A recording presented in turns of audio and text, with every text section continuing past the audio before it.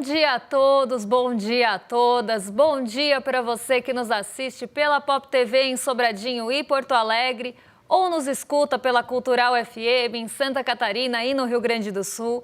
Sejam todos muito bem-vindos e bem-vindas a mais um ICL Mercado Investimentos. Hoje sextamos aí no fim de uma semana, até aqui para o mercado mais tranquila, mas muito movimentada no geral, né? Fora e dentro aqui do nosso assunto. Então hoje a gente vai falar de alguns assuntos também que ficaram durante a semana. Vamos falar do PIB, que acabou saindo, a gente não teve tempo de comentar, então vou retomar esse assunto com vocês. A gente vai falar tintim por tintim do PIB e que alertas que ele começa a acender. Então isso é importante da gente entender, vem muito em linha com o que a gente já tinha falado da produção industrial, mas no PIB a gente consegue ver inclusive como é que a demanda está patinando e vamos destrinchar essa ótica da demanda. Além disso, a gente vai falar dele porque não tem como, né? A gente tenta fugir, mas ele sempre fala alguma coisa para virar assunto, então vamos falar de laranjão de topete. Hoje vamos falar de Donald Trump e a aproximação do Brasil com a China na esteira. Porque uma coisa tem tudo a ver com a outra, vocês vão ver. Mas não vamos perder tempo, porque hoje o programa está corrido, os assuntos são densos e eu pretendo terminar a semana cumprindo todas as minhas promessas antes do quê? De eu sair de férias, porque semana que vem estarei de férias de mercado e investimentos. Vocês vão estar em mais que excelente companhia, não vou dar spoiler por enquanto, mas eu estarei descansando depois de um fim de semana também que vai ser corrido na minha vida. Mas vocês não têm interesse em saber disso, então vamos saber do que interessa. Vamos falar da agenda para ver o que já aconteceu, o que ainda tem para acontecer. Vamos passar aí pelos principais assuntos do dia. Então hoje, 3 horas da manhã, já saíram as encomendas à indústria de julho. Então lá na Alemanha já conhecemos as encomendas à indústria. Às 3 horas da tarde, não, né? Pelo amor de Deus, às 3 da manhã também no Reino Unido saíram as vendas no varejo do mês de julho e ainda lá na Europa, na zona do euro, a gente teve a divulgação do PIB da zona do euro do segundo trimestre, medição final. Às 9h30, o dado mais aguardado da semana e diria mais aguardado de hoje também, né? O payroll, relatório de empregos dos Estados Unidos, que sai ali com os dados mais completos dos Estados Unidos. Então a criação de vagas, ela já vinha apontando para uma desaceleração do mercado de trabalho por lá.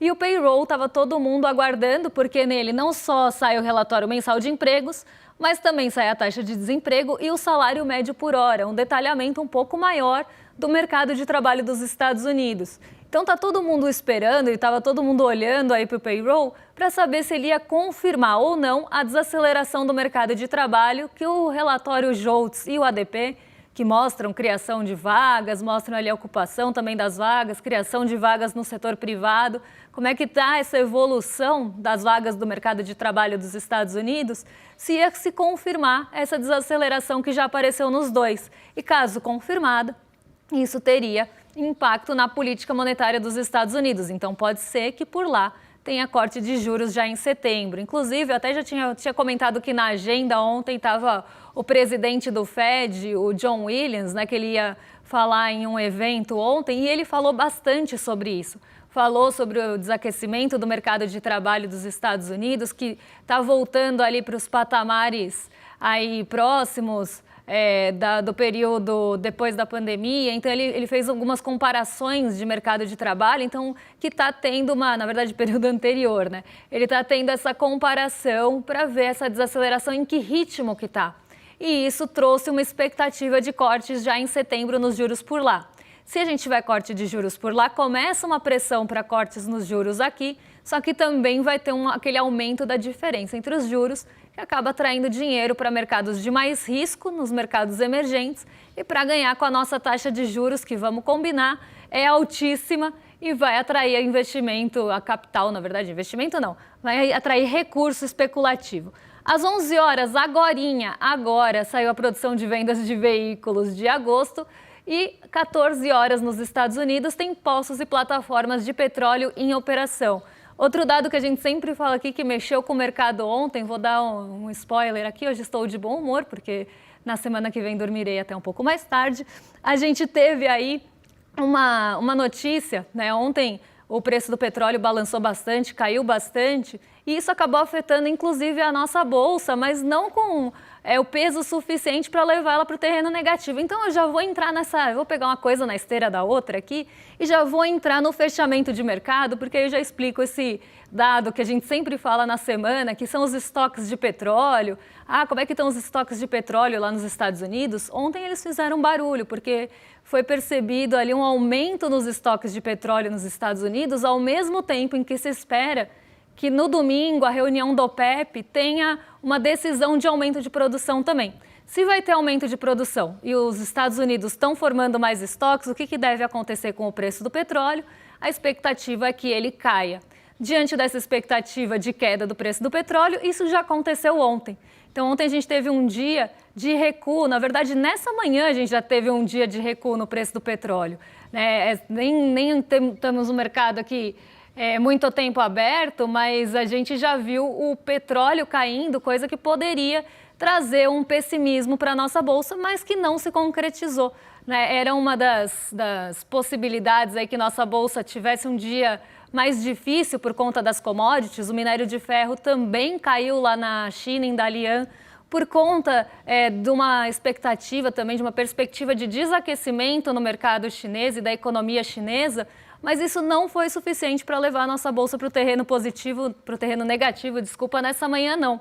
Tá? A gente continua com a bolsa no positivo, eu ia até colocar aqui para vocês, mas fechou, então não vou mostrar. Mas a gente continua aí com a bolsa no terreno positivo como ontem, então vou colocar aqui na tela o fechamento de ontem, porque a nossa bolsa fechou com alta de 0,81%, teve um dia positivo depois de várias quedas consecutivas, né? Nossa bolsa estava enfrentando realização de ganhos, muita incerteza, o setor bancário estava sofrendo com todas as questões que envolvem a Lei Magnitsky e as sanções possíveis da OFAC aqui em quem não cumprir com a lei. Então isso estava trazendo uma cautela gigantesca para o setor bancário. Mas aqui a gente teve dias de queda e agora também, né, chega em um ponto que as pessoas voltam a comprar os ativos. Então agora a gente vive esse momento da recuperação de alguns ativos, só para vocês terem uma ideia. Ontem, com expectativas de corte de juros lá fora, tudo isso que eu já expliquei para vocês, entrou bastante recurso aqui para buscar as nossas ações. E esses recursos fizeram com que só 13 das 84 ações que são negociadas no Ibovespa caíssem ontem. Todo mundo foi para o positivo quase como uma alta generalizada. E mesmo com dificuldades, né? E alguns obstáculos ali no meio do caminho. A gente conseguiu perpassar esses obstáculos. O dólar acabou caindo 0,10 ontem, R$ 5,44. S&P e Nasdaq também tiveram fôlego, conseguiram se recuperar depois de alguns dias também, ou andando de lado ou mais também para o negativo. Então ontem foi um dia de mais otimismo, de ventos mais positivos aqui na nossa bolsa, justamente por essa expectativa pelo payroll, por um payroll mais fraco e também por esse corte de juros nos Estados Unidos, que deve trazer mais recurso para o mercado de risco. E por isso as bolsas acabam subindo e aí mercados emergentes acabam também tendo um fluxo maior de recursos e sobem também na esteira. Então foi um desencadeamento de fatores que levaram aí a nossa bolsa para o terreno positivo ontem e hoje ela continua no terreno positivo também, mesmo com a queda no preço das commodities, que tem um peso bem grande aqui no nosso Ibovespa. Agora a gente vai mudar de assunto, vamos falar do drama queen do momento, porque a gente teve uma fala bastante dramática do presidente Donald Trump ontem, eu até tinha separado aqui para vocês, mas como eu falei, fechou, né? Assim que a gente entra de férias, sextamos com o meu computador fechando tudo aqui. Eu já tinha separado a notícia para vocês, mas agora eu vou ter que catar ela de novo, vou ter que caçar ela aqui. Mas vamos lá que vai ser rapidinho. O que aconteceu ontem, né? Vamos dar um passinho atrás para virar a catraca. O que aconteceu essa semana? Eu tinha falado de um afastamento entre os Estados Unidos e a Índia. por conta ali das tarifas impostas pelo governo Donald Trump a outro país pertencente também aos BRICS. A gente não pode tirar o BRICS desse contexto, tá? Todo o contexto passa também por isso. Ah, Débora, mas tem o óleo russo. Ah, Débora, mas tem outras coisas. Tem outras coisas também, mas o fio condutor do BRICS é importante nessa história. Donald Trump quer enfraquecer qualquer possibilidade que tenha de diminuir a hegemonia do dólar. Então, a gente passa pelo contexto dos BRICS. E quando ele taxa a Índia em 50%, ele está dando um recado para a Índia, que mesmo com negociações, mesmo ali com todo o alinhamento político e ideológico, isso não era suficiente se não houvesse submissão da Índia em relação aos Estados Unidos. Então, nada disso também é suficiente se os termos e condições de Donald Trump não forem ali atingidos, né, e alcançados os seus objetivos. E você tem, né, esse meio de campo aí com uma indisposição. Aí Donald Trump ataca logo em seguida a China, Brasil e Índia juntos, né? Eu estou fazendo quase uma linha do tempo aqui. Ele volta a atacar os três países, falando que colocam tarifas que matam ali os Estados Unidos, né? Fala de uma forma também bastante dramática. Então, nossa drama queen já estava aparecendo por ali. E aí ele não se conteve, virou Paola Bracho, tá fazendo um dramalhão mexicano agora, né? Apesar de também botar tarifa no México. Será que o drama do Donald Trump vai sofrer tarifas? Também vão tarifar o Donald Trump, o drama mexicano sendo importado por Donald Trump lá para os Estados Unidos? Não sabemos, mas talvez tenha tarifa aí de 30% em relação ao dramalhão, porque ele falou uma frase muito dramática que deu origem à nossa thumb. Então, a nossa thumb, não, a nossa tarja aqui embaixo, e thumb também. Por quê? A gente está desejando vida longa e próspera para o Donald Trump? Não, não estamos. A gente está falando alguma coisa aí sobre vida longa e próspera em relação a alguma coisa dos Estados Unidos? Não. Quem falou uma coisa muito parecida com isso foi Donald Trump, e era isso que eu estava querendo resgatar aqui no meu computador, que eu já tinha separado para vocês. Mas se eu não encontrar, eu acho um outro jeito, porque quem sabe faz ao vivo. Então vamos lá. Vou achar, tenho certeza. Estou me sentindo a Mônica naquele meme do Atá, mas vamos lá. Ele disse que perdemos a Índia e a Rússia para a China. Mas ele não fala perdemos a Índia e a Rússia para a China. Ele fala, parece que perdemos a Índia e a Rússia para a China, a mais profunda e sombria, que tenham um futuro longo e prósperos juntos. Então, assim, parece esse que terminou e não digeriu bem o relacionamento, né? O fim do relacionamento. Ah, vai ser feliz, então vão ter um feliz futuro longo e próspero, vão aí ser felizes juntos, eu não quero saber, perdemos a Índia para a China.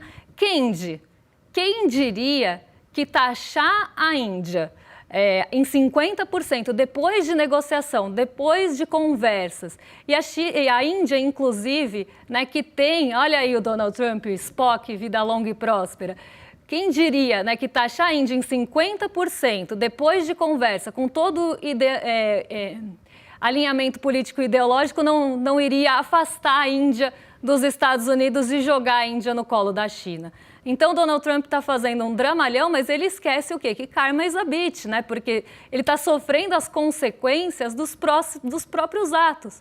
Então, ele taxa a Índia, depois de uma conversa, depois de acordos, inclusive, que estavam sendo tratados, taxa em 50% e acha que vai ficar tudo bem? Que eles vão continuar querendo fazer negócio com os Estados Unidos como antes? Não, e aí perde a Índia para a China, a Índia começa também a se aproximar da China, e ele fala, então vai bem, né? Perdemos a Índia agora, a Índia e a Rússia, ele fala para a China, mas que tenham um futuro, né? Aquela coisa meio drama queen, meio dramalhão de quem não consegue aí superar o ex, né? Mas ele já vinha atacando os três países, inclusive o Brasil, né? Então aí 4 países recorrentemente. A Rússia é que ele menos ataca, né? Apesar de ter ali toda essa questão de quem compra óleo russo com desconto, então eu vou taxar porque está tendo um benefício financeiro e não está cumprindo com as sanções internacionais. Tá, e chega a falar de financiamento de guerra, e eu tenho uma coisa muito interessante, né, para a gente pensar. Os Estados Unidos fazem vista grossa para um monte de guerras que acontecem, mas quando começa a mexer no interesse deles de alguma forma, aí sim eles começam a pensar naquilo de uma outra ótica, né? Ah, olá, não pode, né? Tá financiando. Enfim, quando interessa, faz vistas grossas. Quando começa a mexer com os próprios interesses, aí o negócio fica feio, aí precisa botar tarifa. Então, é também muito conveniente esse posicionamento dos Estados Unidos e de Donald Trump aqui. Então, ele coloca taxas de 50% na Índia sob esse pretexto, mas a gente sabe que tem uma série de outras coisas que eu já expliquei aqui para vocês, como, por exemplo, questões de compras, de balança comercial, inclusive, entre Estados Unidos e Índia. A Índia exporta muito para os Estados Unidos, importa pouco dos Estados Unidos e dificulta essa importação. Tem a questão dos BRICS, que a gente não pode deixar de lado, como eu falei, passa por esse assunto, passa por esse contexto, é um cenário importante na geopolítica também mundial, então também não podemos deixar isso de lado. E, além de tudo, tem ainda, né, uma questão política que não foi suficiente. Eu acho que isso que é o mais interessante, né? Você pode ter o alinhamento político, mas isso nunca vai ser suficiente se os interesses econômicos falarem mais alto, né? E aí, no caso da Índia, os interesses econômicos dela falaram mais alto de comprar um petróleo mais barato para ela, e os interesses dos Estados Unidos também falaram mais alto. Então, o político ali fica também no meio de campo, né? Fica ali meio de segundo plano. Tem o alinhamento, mas se os interesses econômicos e geopolíticos ou da hegemonia do dólar, de proteção da hegemonia do dólar, falarem mais alto, aí tanto faz o resto, né? É quase assim, se a gente fosse pegar aquele slogan horroroso que a gente tinha aqui no Brasil, seria quase que interesse acima de tudo e poder acima de todos, ou vice-versa, poder acima de todos, interesse acima de tudo. Enfim, né, mais ou menos esse lema que a gente tem aqui, porque os interesses falam muito mais alto do que qualquer outro alinhamento que possa acontecer. E se os interesses não se alinharem e não tiver submissão, todo o resto vai por água abaixo. Agora, falando também nesse assunto, já que a gente está falando de BRICS, já que a gente está falando de Índia, de comércio de Índia com os Estados Unidos, vamos falar de outros países aí também do bloco, porque a China está destinando dinheiro aqui para o Brasil, é o dragão de bilhões. Os investimentos da China no Brasil mais que dobraram em 2024 e o país se tornou o terceiro maior destino de investimentos da China. Só que aqui eu vou ter que ser um pouco chata, vou ter que jogar um pouco de areia nas expectativas, vou ter que jogar um pouco de água no chope. Por quê? Quando a gente olha esses investimentos, eu acho que tem uma outra coisa que a gente precisa pensar de forma até mais crítica em relação a isso. Que tipo de investimento está vindo aqui para o Brasil? Esse é um ponto. E se a gente vai conseguir desenvolver nossa própria tecnologia com esses investimentos? E será que esses investimentos geram emprego de qualidade? Será que esses investimentos eles vêm, né, para fomentar realmente a nossa indústria de alguma forma, a nossa tecnologia de alguma forma, ou eles só estão usando a gente aqui também para destino, para usar mão de obra, para usar recurso, para usar... Enfim, né, a gente sabe que também existem dois lados que vão tentar ganhar com a coisa. Mas o que a gente precisa pensar é na nossa estratégia interna, na nossa estratégia econômica com isso. Então, a China vai trazer os investimentos para cá. Primeiro, que investimentos são esses?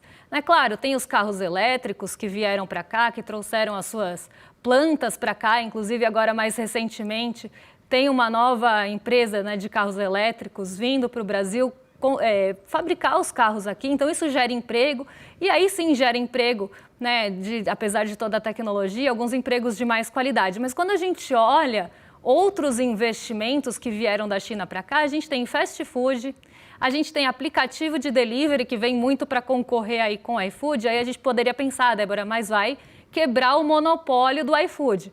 Vai quebrar o monopólio do iFood, mas para quem está lá na ponta? Para quem trabalha, não estou falando para quem trabalha no iFood, para os motoristas de aplicativo que fazem as entregas, então para os motoboys ou para os outros motoristas que trabalham ali. Vai ter alguma melhora a quebra do monopólio ou só vão explorar essa mão de obra barata aqui também e tentar ganhar mercado aqui no Brasil de alguma forma? Então é isso que eu quero, né, chamar a atenção.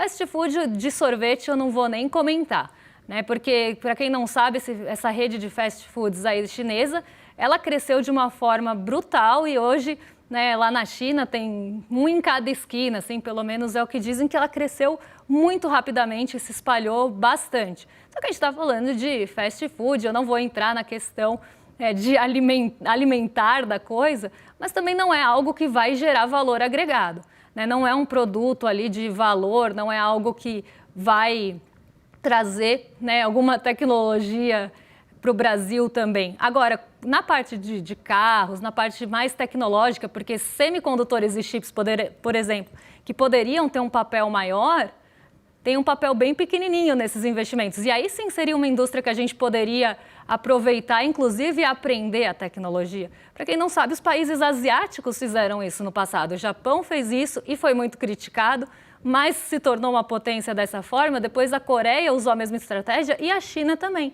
que é o learn by doing, né? Eles pegam a tecnologia, aprendem, desmontam, começam a fazer aquela tecnologia por conta própria. E aí, né, para quem não sabe, os estigmas, eles foram passando, então aquele estigma de faz igual, copia, mas não faz igual, tenta copiar a tecnologia, desmontando e refazendo dentro do próprio país para aprender aquela tecnologia, começou no Japão.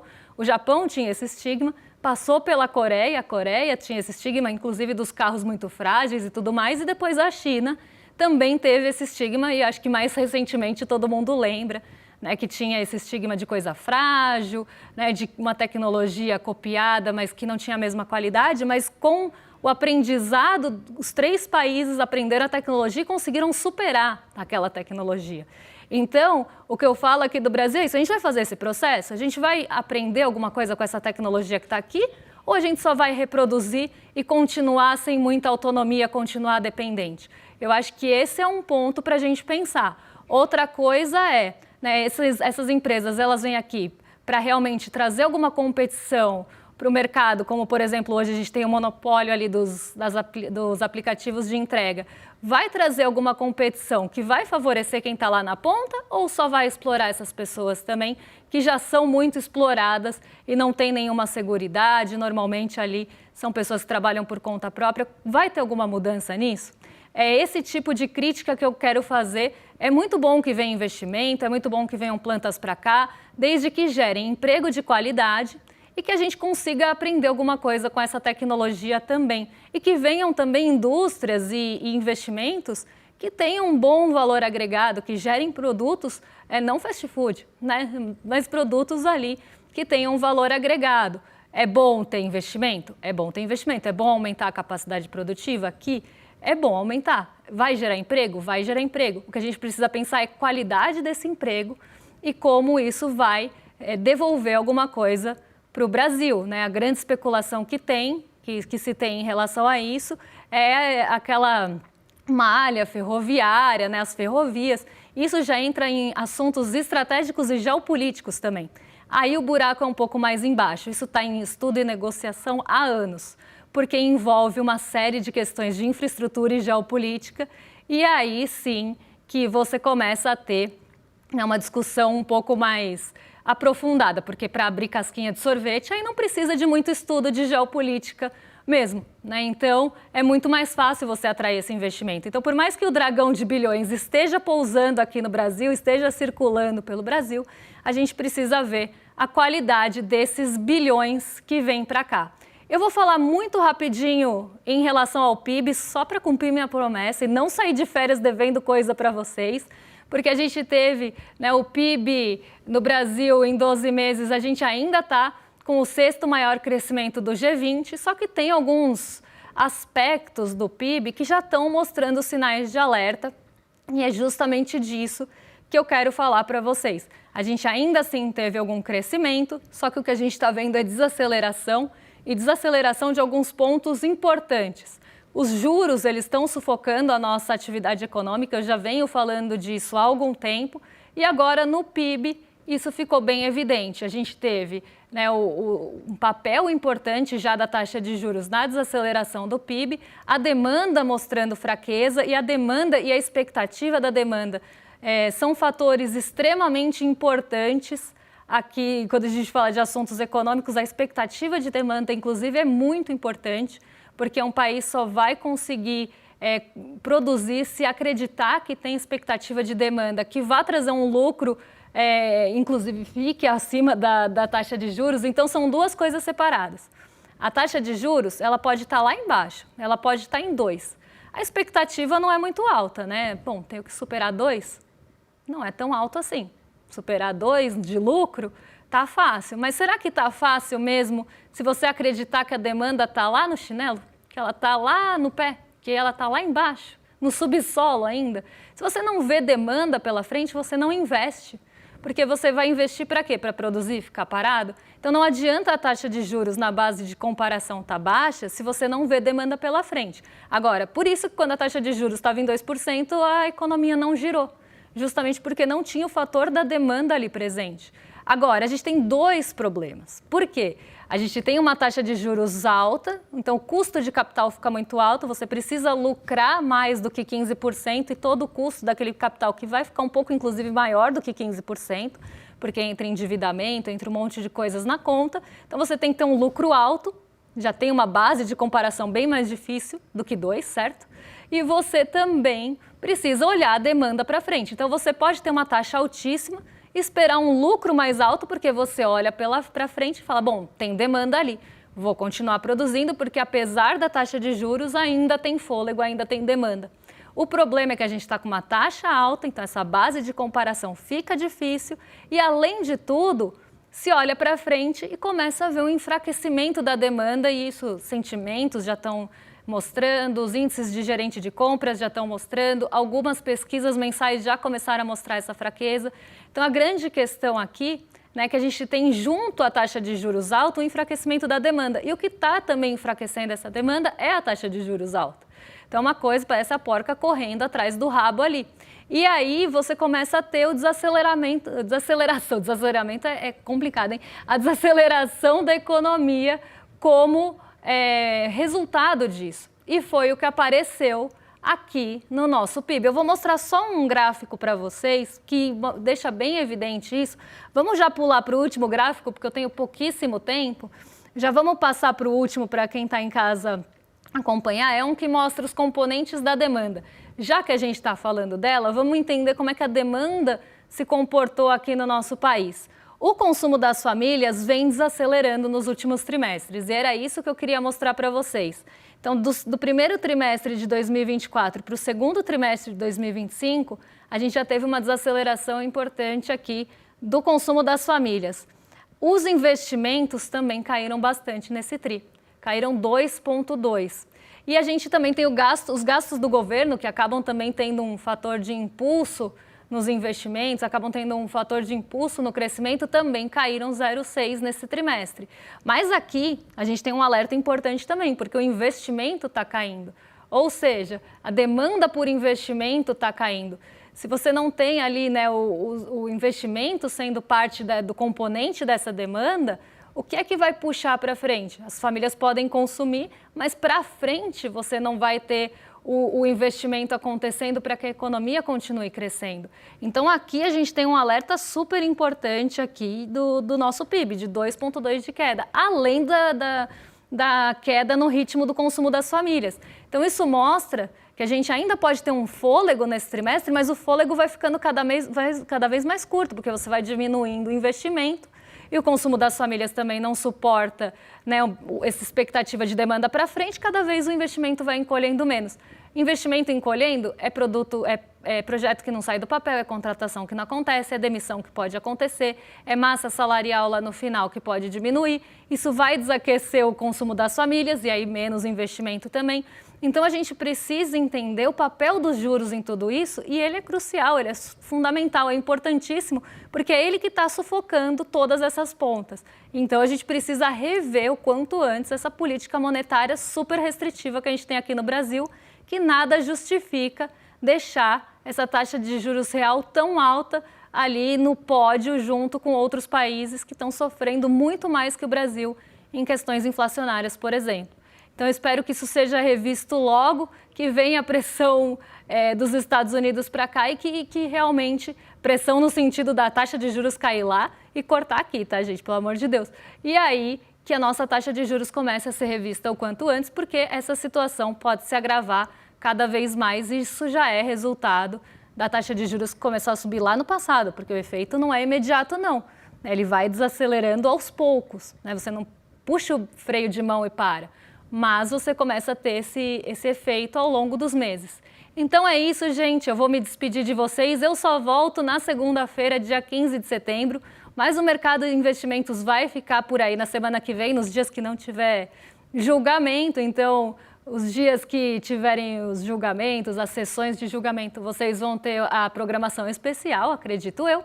E nos dias que não tiver, vocês vão ter o mercado de investimentos com outras carinhas. Mas eu tenho certeza que o mercado de investimentos vai ficar incrível e eu volto logo, não vai dar nem tempo de sentir saudade. Mas sentiu saudade? Ficou ali, nossa, queria muito ver o pessoal do ICL. Sabe onde você pode encontrar a gente? No Despertar 2025. Então, quer encontrar com a gente, quer assistir as palestras incríveis que vão ter lá, vai ter a Marina Silva, vai ter a Margarete Menezes, agora o novo anúncio, né, da Daniela Lima também. Então, quer estar com a gente nesse evento de 2 dias, agora no fim de setembro? É só entrar em despertar2025.com.br ou aqui no QR Code que está no cantinho da tela para garantir o seu ingresso e estar com a gente nesse momento que a gente precisa realmente unir forças e estar junto, que eu acho que isso é o mais importante de tudo. Então, vamos comemorar e também unir essas forças lá no Despertar em setembro. E agora, vocês também estão em mais que excelente companhia, num rolê de sexta, com Roberta Garcia e Guga Noblar. Eu me despeço por aqui, até semana não que vem a outra. Um beijão para vocês e até lá, pessoal. Em 2024, milhares de pessoas de todo o Brasil se reuniram para um encontro memorável.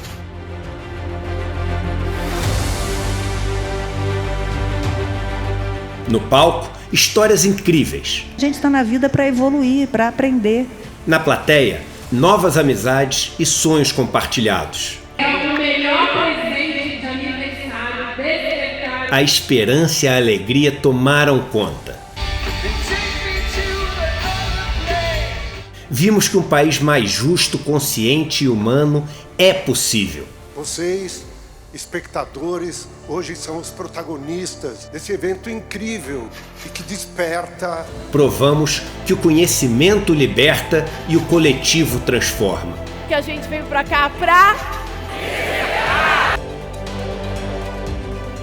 Nós não precisamos ser médio, nós podemos ser grande, mas nós precisamos sonhar junto para ser grande. Mas esse foi só o nosso primeiro passo.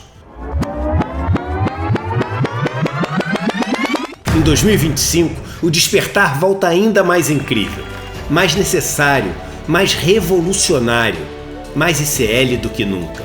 Estaremos juntos para enfrentar um dos momentos mais difíceis de nossa geração. Chegou a hora de pôr a mão na massa, conspirar e agir, de se unir a milhares de pessoas que acreditam que chegou a hora da mudança e que ela só depende de nós. Despertar 2025. A revolução necessária. Vive esse encontro histórico com toda a comunidade ICL.